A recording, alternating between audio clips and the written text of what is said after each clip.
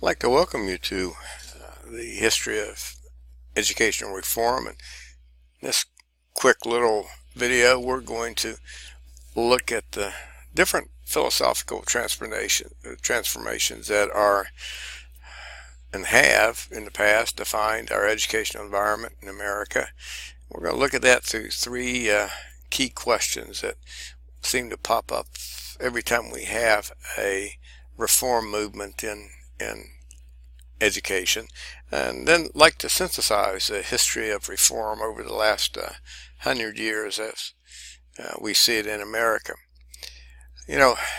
As we look throughout history, our human societies have recognized the value of education for thousands of years. And our systems have been developed in different ways, but whatever the society, whatever the time period, typically there have been five questions that form the debate and disagreements over education. The first question is what should be taught. In our present educational system, we have debates about what should be taught in each of our subject matters. Almost in family and consumer science, should we teach sex education, and then in science, should we teach Darwinism or creationism? In English, what writers should we look at, or should we even divide it into European and American lit? Should we teach all the white dead guy literature, as they sometimes say, or should it be much more multicultural? So we could look at almost any discipline, and the questions arise, what should be taught? Always a basic fundamental debate. And then second, we've usually seen controversy over how it should be taught. What methods should be used to teach almost any subject. Our big movement now is much more technology oriented, much more online type of teaching, or should it be the factory model that we had come out of the 50s and 60s, where kids remain quiet and the sage on the stage teaches, and you listen and regurgitate the information on testing. So how should we teach? Is cooperative learning a more beneficial way getting kids to understand material? So what should be taught is the second question. The third one, how should it be evaluated? How do we know a kid has learned what you said he was going to learn? Should it be through filling in ovals on a Friday afternoon, writing essays? Should there be norm reference testing, criteria-based reference testing? Should it be portfolio analysis? So how should we evaluate what kids know, what skills they've learned, what attitudes they have? Has always been a question that forms disagreement in our systems. And then, strange question you might ask, which children should be taught?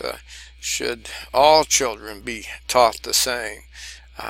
Are certain types of children more important to have a different curriculum than others? Should we track kids based on test scores?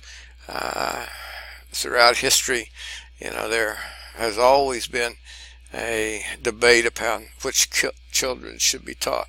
What children should go to Harvard? And some would even argue that it's a caste system, our system of higher education, because going to Harvard is typically found one kids of privilege. So which children should be taught, we'll see, is a major issue even today. And then lastly, who should be in charge of deciding these four things? Should it be the federal government and their involvement? Should it be through say for what should be taught through the Common Core in science and math. Should it be the state and the United States Constitution remains silent on education, so it's up to the states to decide their system of public schools, and each have similar systems but different sometimes in structure. But who should be in charge of deciding the curriculum? And should it be a state level decision? Should it be a district level or county level decision? Or should it be a school decision, a local community decision? Should it be teachers? Should it be lawmakers? Should it be parents or students themselves? Who should be in charge of deciding what's taught? So these 5 questions have almost always formed almost any disagreement over education that we found when we look at reforms. And reforms are very rare. The efforts are common. We see those efforts being promoted through books, through major political speakers or educational speakers, but for them to be implemented statewide or definitely nationally are very uncommon.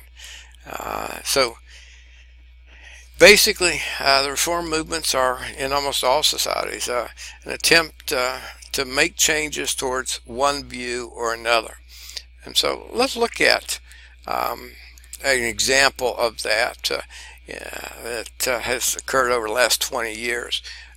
For example, Time magazine proposed at one time that perhaps the Bible should be taught in the public school, or that was the issue that was front and cover. Should we teach the Bible as literature? And again, that goes right directly to that first question. But then if you look at the other questions, they fall in place too. Because if you teach the Bible in the public school system, how should it be taught? Should it be taught as you find in the religious schools as a religious doctrine? Or should it be as literature? But how should it be taught? Should it be a standalone course, or should it be in a history course or an English course? But basically, how, if you are going to teach the Bible, how would it be taught? And then how should it be evaluated? Should it be an elective? Should it be part of your graduation requirement and be part of state testing, or part of a scope and sequence of curriculum and evaluation? But how should it be evaluated? Would you have to believe in the tenets of the Bible for you to get credit? And then which children should be taught? Should it be an elective course? Should it be taught only in the religious schools or the public schools? And at what age level should the child be? Is it middle school or high school? Or should it be from kindergarten to 12th grade, as you would find in the scope and sequence curriculums of our Catholic schools? And then last, who should be in charge of deciding?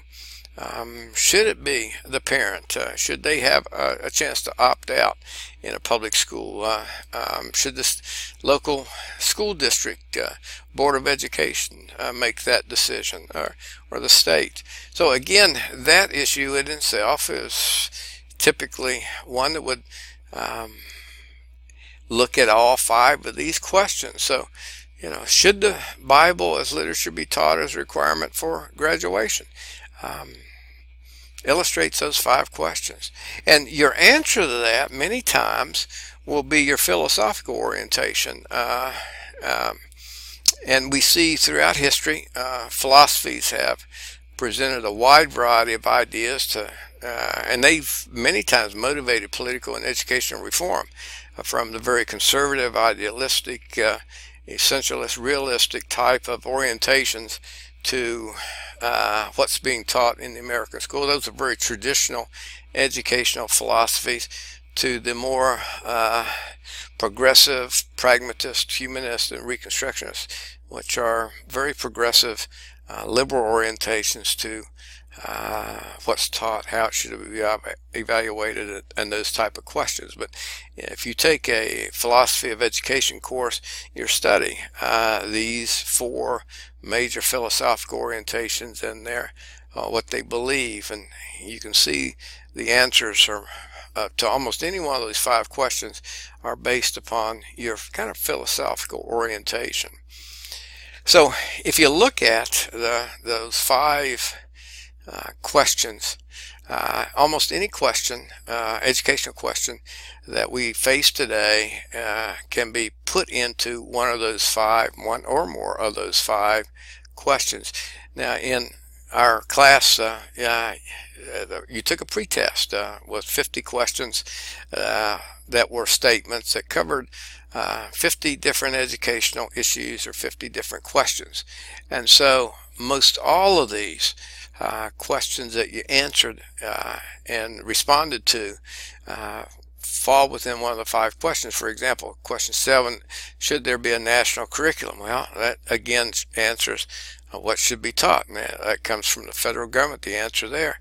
And it looks like we have, from the answers here, a wide variety of responses from teachers themselves. Should there be a national testing program? How should it be evaluated? Again, a wide variety of answers and opinions, but from teachers themselves. And then, should test scores be used to evaluate teachers? How should it be evaluated?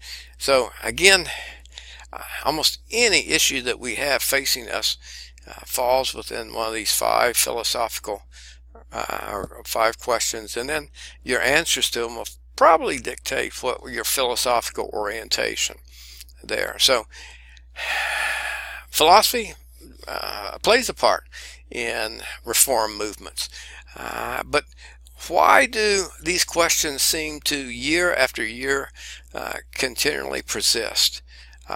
Why do we see the same things, sometimes decade after decade?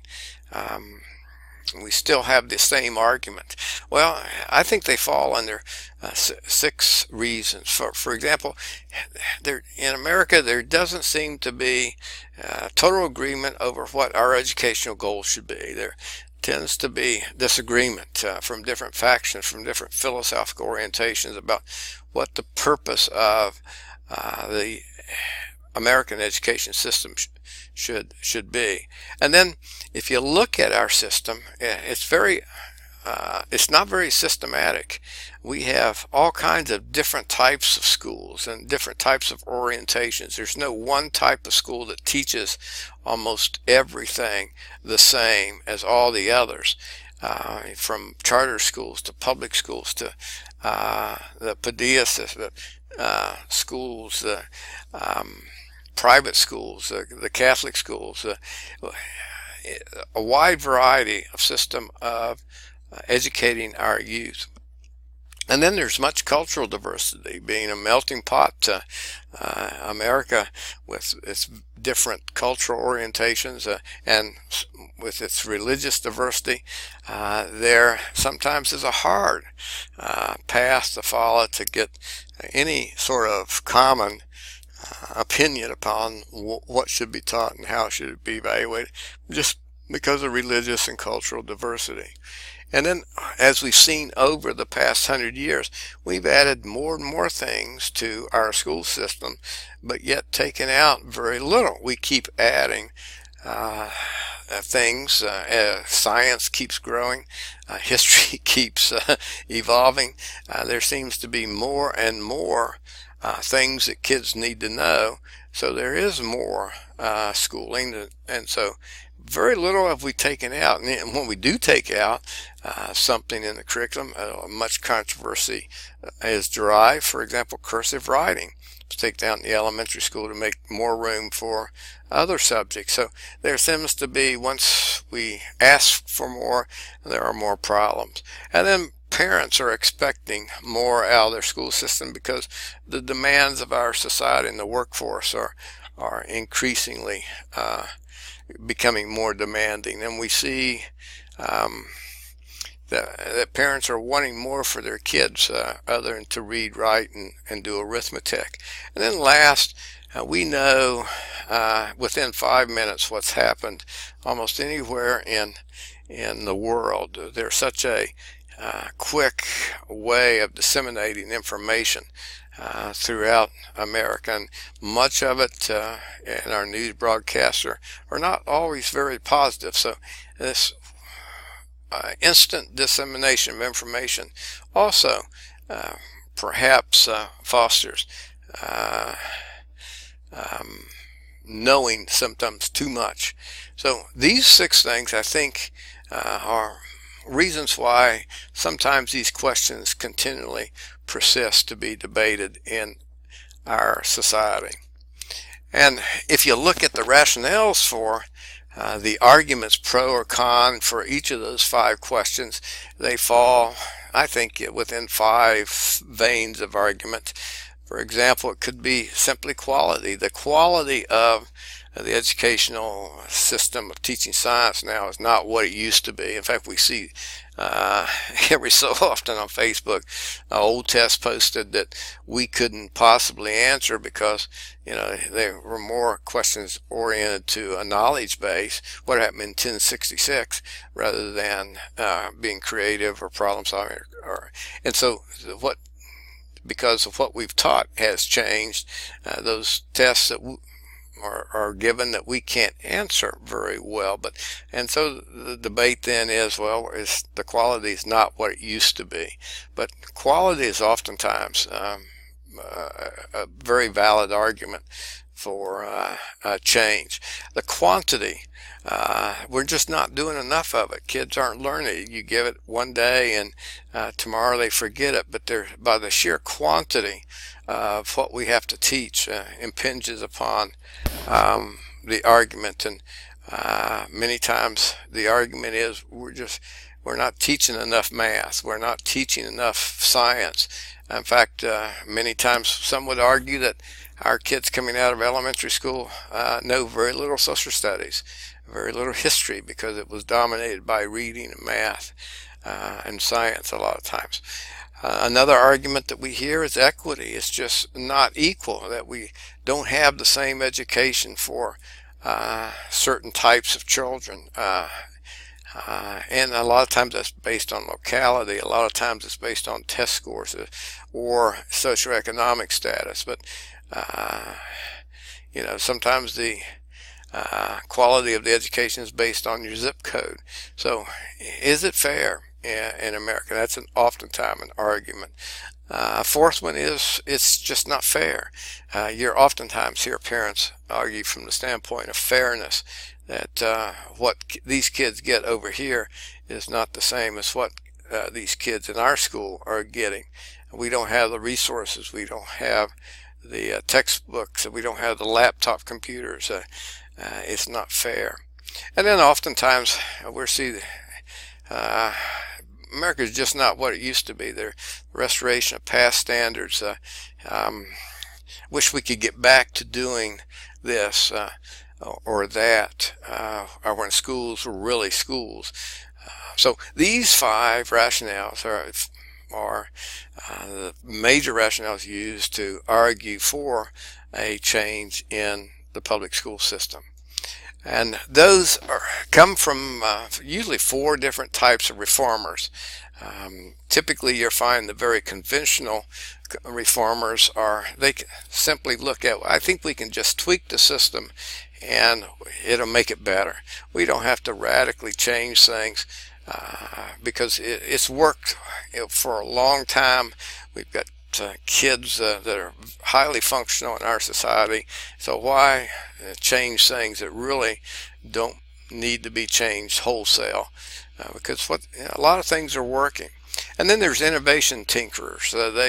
I think we could always get better, so let's just try some new ideas, let's tinker with it and see if we cannot make things better, because things are changing. And then there's others that say, well, it's not working for a vast array of kids, and so we need to just not tinker with it. We not need to try 1 or 2 innovations. We need to reform the system. The whole system needs to change from top to bottom, and we can do that but here you're going to need to do this, this, and this. And a lot of the private schools are reforming, for-profit schools especially, arguing from the whole system needs reforming. And then there are some that just want to deschool, that schools have been worthless. They are not producing the caliber of citizens that we used to produce, so we're going to homeschool. There's no use to have schools, that it could be done in a different way, so we're going to I think the whole system should be shut down. So types of reforms run from conventional to let's get rid of the whole system. So types of reformers. And to summarize the history of reform, let's make four little comments to end. If you look at the revolutionary reforms in education in America, they're very rare. They usually come from protest about schools or efforts to reform. Those are very common, but unless it's a national, like when the Russians beat us back in the 50s with Sputnik, that fostered a major revolution with money and focus from the federal government, state governments to let's do a better job in science and math. And there were efforts that reformed nationwide, but typically reforms come from protest about schools. Things just aren't working right. And second, and when we look at reform, the shifts are mainly a lot of times in the way we name things, in the nomenclature.